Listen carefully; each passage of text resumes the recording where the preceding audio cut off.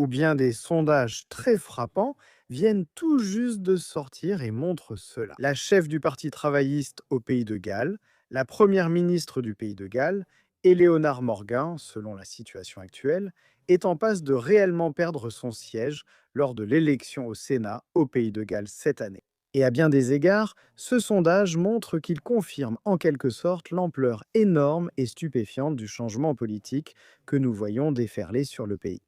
Les gens en ont assez, comme je l'ai écrit aujourd'hui sur Heather News, de l'incapacité totale du gouvernement à stopper les arrivées de migrants par bateau. On a eu beaucoup de discours. Le fait est qu'ils n'ont pas tenu leurs promesses. Et donc ce que vous avez maintenant, c'est une situation où, au Pays de Galles, c'est en fait une course à deux entre Plaid Cymru et Reform UK. Donc vous pouvez voir ici qu'il y a eu un resserrement dans les sondages. Mais cela constitue une preuve supplémentaire montrant que la formation du prochain gouvernement au Pays de Galles sera un affrontement entre ces deux partis. Quant à savoir à quel point c'est serré, eh bien, vous pouvez voir ici qu'il y a eu de très grands changements depuis 2021, pour le dire gentiment comme vous le montrez. Plaid Cymru est en hausse de 12 points par rapport à 2021 en tête ici avec 33%.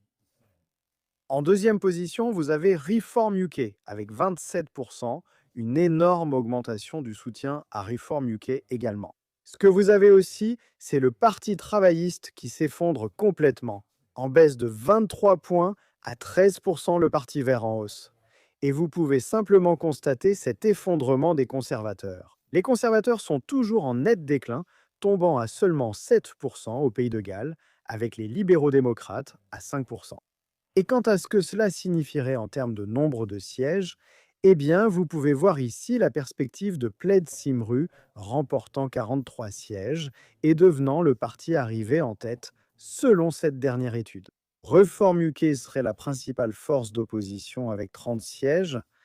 Le Parti travailliste s'effondrerait, perdant 32 sièges, ce qui est une baisse assez stupéfiante, pour tomber à une douzaine de sièges.